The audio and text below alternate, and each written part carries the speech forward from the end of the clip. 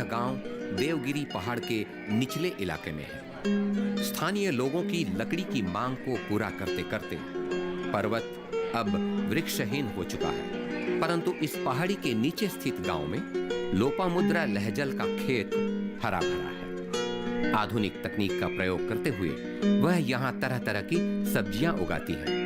जल के सुप्रबंधन के लिए ड्रिप इरिगेशन से लेकर घास नियंत्रण के लिए मल्चिंग पद्धति और लता जातीय फसलों के लिए ट्रेली पद्धति के कारण लोपामुद्रा को मिलती है ज्यादा उपज और अच्छा मुनाफा।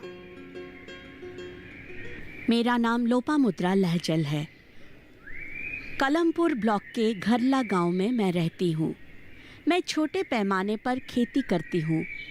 पहले धान की खेती करती थी, उसमें बहुत दिक्कत होती थी। फिर मैं और मेरे पति ने मिलकर सब्जियों की खेती शुरू की। सब्जियों की खेती शुरू करते वक्त हमने उद्यान कृषि अधिकारियों की सलाह ली।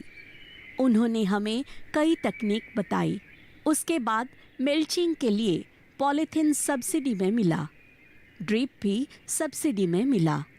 फिर हमने खेती शुरू की। खेती से अच्छा फायदा हुआ। हमने गोभी, बैंगन, टमाटर और केले की खेती की। बिक्री अच्छी हुई।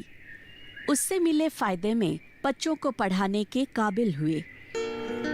मल्चिंग और ट्रेली पद्धति का इस्तेमाल कर लोपामुद्रा एक जमीन में पहले करेला, फिर बरबटी और अंत में टमाटर की खेती कर अच्छी फसल उगा रही है। मल्चिंग से घास नहीं उगती है, इसलिए मेहनत भी कम करनी पड़ती है। घास कम होने की वजह से फसल ज़्यादा होती है। हम तार खींचकर टमाटर की खेती करते हैं। बरबटी भी वैसे ही उगाते हैं, जिससे फसल बहुत अच्छी होती है। उड़ीसा में गोभी की अच्छी मांग है, इसलिए एक और जमीन में लोपामुद्रा साल में 3 बार गोभी की खेती कर अच्छा मुनाफा कमा रही हैं। हम कम दिनों में उगने वाली गोभी की खेती कर रहे हैं। यह 2.5 महीने में तैयार हो जाती है। उसके चारों ओर खुदाई कर हम फसल को अच्छी तरह बढ़ा पाते हैं। साल में 3 बार गोभी उगाकर अच्छी कमाई कर रहे हैं। लोपामुद्रा मीठी मकई की खेती भी करती हैं। इसकी खेती जनवरी में शुरू होती है और फसल तैयार होती है अप्रैल महीने के पहले हफ्ते में। हम स्वीट कॉर्न जनवरी में लगाते हैं। अप्रैल के पहले हफ्ते में फसल तैयार हो जाती है। इसमें 5,000 खर्च कर 15,000 कमाते हैं। केले की खेती लोपामुद्रा को ज्यादा कमाई देती है। यह एक द्विवार्षिक फसल है। जमीन की तैयारी और पौधे लगाने के लिए सिर्फ 1 बार खर्च कर 2 साल तक वह इससे कमाई करती है। केले की खेती के समय पहले पौधे के चारों ओर खुदाई कर मूल खाद देते हैं। उसके बाद अन्य सभी खाद ड्रिप के जरिए दिए जाते हैं। साल भर में मुझे 8 से 10 लाख रुपयों की आमदनी होती है। ड्रिप के माध्यम से हम पानी देने के साथ साथ खाद और दवा भी पौधे तक पहुंचा सकते हैं। पहले पानी देने में बहुत मेहनत करनी पड़ती थी। अब ड्रिप के कारण कम पानी से अधिक खेती हो रही है।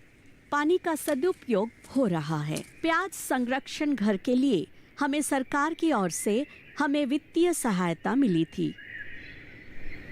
लोपामुद्रा प्याज की खेती से भी अच्छी कमाई कर लेती है। नई प्याज के भाव ज्यादा नहीं होते, इसलिए उसे कुछ दिन सुरक्षित रखना पड़ता है। इसके लिए सरकारी सहायता से उन्होंने स्थापित किया है एक प्याज संरक्षण गृह। परवल और तरबूज भी उगाती है लोपामुद्रा। अपनी प्रत्यक्ष देखरेख में खेती करने से लोपामुद्रा को मिलती है मानसिक शांति और अच्छा मुनाफा, जिससे उनका सामाजिक और आर्थिक विकास हो पाया है। सफलता के कारण लोपामुद्रा की तारीफ में स्थानीय अखबारों ने अनेक खबरें छापी हैं, जिससे दूसरों को बहुत प्रेरणा मिलती है। हमारी खेती की तकनीक देखने के लिए बहुत किसान आते हैं। कोरापुट, नवरंगपुर आदि पड़ोसी जिले से भी लोग आते हैं। महत्वपूर्ण सूचना। कुछ असामाजिक तत्व दूरदर्शन किसान चैनल में नौकरी दिलाने का झांसा देकर ठगी में लगे हैं। ठगी भारतीय दूरसंचार केंद्र न्यू रोहतक रोड दिल्ली और भारतीय किसान सेवा केंद्र दिल्ली के नाम से हो रही है। संभव है कि इस तरह की कुछ और फर्जी कंपनियां और लोग ठगी में लगे हों।